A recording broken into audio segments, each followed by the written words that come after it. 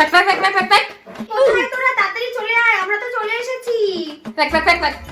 আমাদের আবার অন্য বাড়িতে পুজো দিতে যেতে হবে।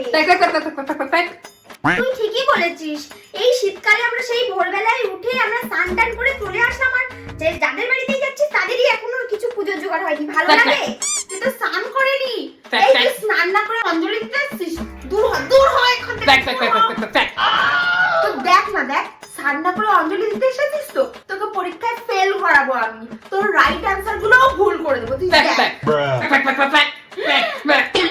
হ্যাঁ, এও তো কুল খেয়ে এসেছে রে।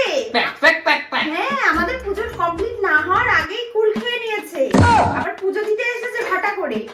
তোমাদের প্রেম বিয়ে পর্যন্ত আগায় মানে? হ্যাঁ, আমি কি প্রেমের দেবী নাকি? আমি তো বিদ্যার দেবী রে, মাথা মোটা। এই ডিপার্টমেন্টে অন্য ভগবান আছে। পাশ করিয়ে দাও, পরের বছর দিয়ে পড়বো মানে? তুই তো আগের বছর ওই ডায়লগটা দিয়েছিলিস, তাই জন্য তো তোকে পাশ করিয়ে দিয়েছিলাম। তুই আবারও এই বছর এই ডায়লগটাই দিচ্ছিস?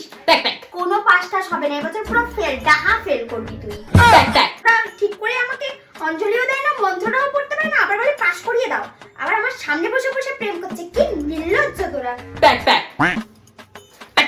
আরে অঞ্জলি দিলে পায়ে ফুল ছুঁড়তে হয়, মুখে ফুল ছুঁড়তে হয়। এই কি গোটা ফুল ছুঁড়ে মারছে কেন? আমার লাগলো। এই তুই এখানে অঞ্জলি দিতে এসেছিস না প্রেম করতে এসেছিস? হ্যাঁ, গার্লফ্রেন্ডের কানের মধ্যে কি ফুসুর ফুসুর করছিস শুনি? হ্যাঁ, অঞ্জলি দে, মন্ত্র পড়। সব কটাকে ফেল করাবো, ডাহা ফেল করবি সব কটা।